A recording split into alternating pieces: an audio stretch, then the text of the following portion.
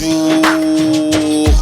Bienvenue, installez-vous, on a des nouvelles pour vous. yi neex ya naqari waaye léppay jëm ci yéen jage si leen déglu leen am nañ xibaar indi leen. Y a des bonnes, y a des mauvaises, mais y a des nouvelles pour vous. Bienvenue encore une fois pour cette édition spéciale consacrée au non moins spécial élection locale. L'acte 3 de la décentralisation entre en danse. Les enjeux sont immenses, les batailles seront intenses. Prenons connaissance de quelques forces en compétition. Quels partis politiques affronteront quelles coalitions? Quelles sont les attentes et les aspirations des populations? Retrouvons à Rufisque Popose pour plus d'explications. Bienvenue, installez-vous, Rufisque s'ouvre à vous. Paré de ses soucis, la vieille ville s'ouvre à vous. Édition spéciale, élection locale. xibaar yu wér te wóor JTR nga koy kal ni yeneen gox yi nekk sunu gaal. te ngay jëngi waajal juin 2014 le parti yëpp di maajal. acte 3 décentralisation la xel dénk noppam. commune d'arrondissement soppeeku doon commune bu moom boppam. rakki dolli jur conseil départemental waral kenn du maye dara la bataille se gagne au mental. si ñetti commune yi mbébét yee ngi xel di feeñ. mouvement citoyen ki coalition farandoo gi gën a xeeñ.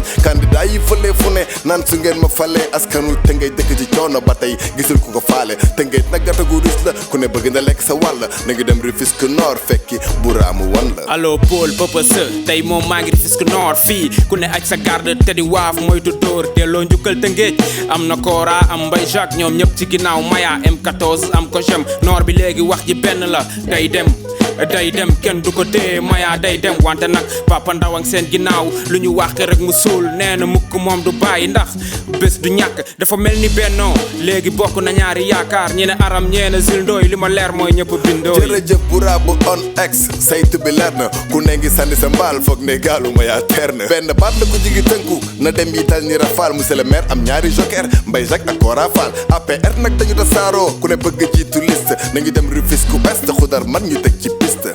allo waaw xudar. allo waaw waa bismillah. waaw xibaar yi fi jot a ruus suñu biir xëtu yéene kaay Rufisque Ouest ndaw yee fépp ne doyal nañ ci naqee mbaay dem bindu ci ay liste maanaam conseil municipal MTG Benno Bokk nee nañ kenn lañ ciy fal yeneen candidat ci wet gi ne leen noo du ci dal xëccoo bi daf ko jarul ndax askan wey tànn beneen jafe-jafe mooy nawet gox yi dañuy taate nee nañ basé tuñ ci ville bi kon dafay junj acte 3 commune Ouest daal ci gàttal askan woowee ñëpp a mer nee nañ bés ba la ñuy xaar le 29 juin dina leer. jaaraama xudar gis nañu opinion mbedd mi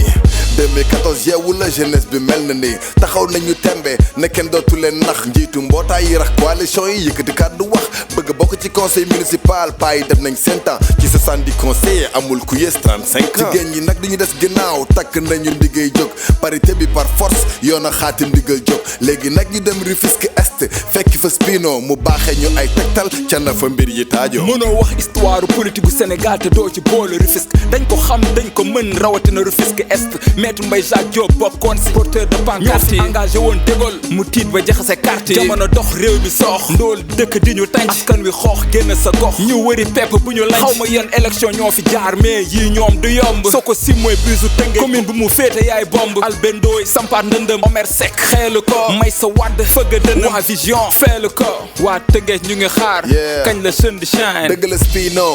cant ak ngërëm ñel na leen ñu ngi xaar programme yu dëgër waaye ba tey gis ñu leen politique gu Tëngéej marché luuma la jënd ak jaay la rek ñu ngi gërëm écho de rue ak Alexandre Len xibaar yi lañ leen taataanaloon ci coow lu xóot ni teen c'était Popose the writer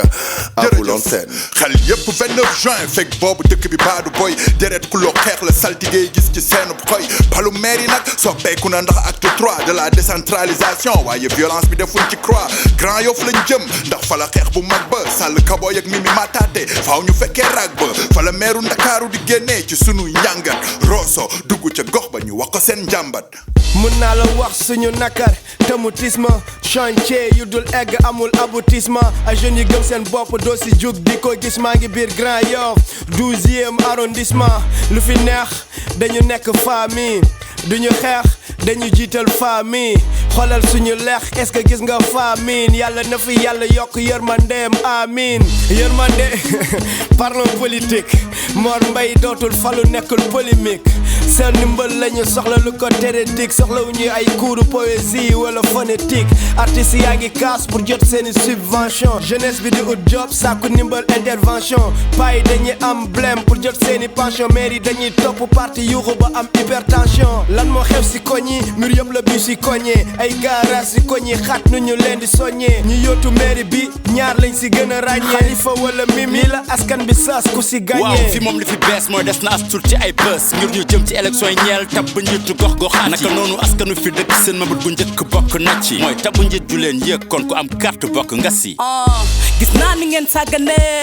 Grand Yoff sama ghetto local yi ngeen di xëccoo xam naa ko mais nañu béto pour nga jot si suñuy carte foog nga wéy si suñuy charte santé bi ñàng mbeeg monsieur Mor Mbaye esprit intellect bi muy jaay mba dina ko fay su dee jëndoo ay carte xamal ni ombre échec dikk na tey fa sal mi ba ca guddi ñu ne ñu jege raw gàddu gi mais ku ñuy notel votel duñ ko gëm on li ci kaddu bi Grand Yoff dafa gën a rëb local yi jege na parti politique yi ñëwaat di ñu gëlëmal promesse projet yëpp pëlëndë xaw ma kande waaye pour man mandat Macky bi yéena ñëpp jugal liggéey sa dëkk soo duggee xaar yàlla romb tey ba kaat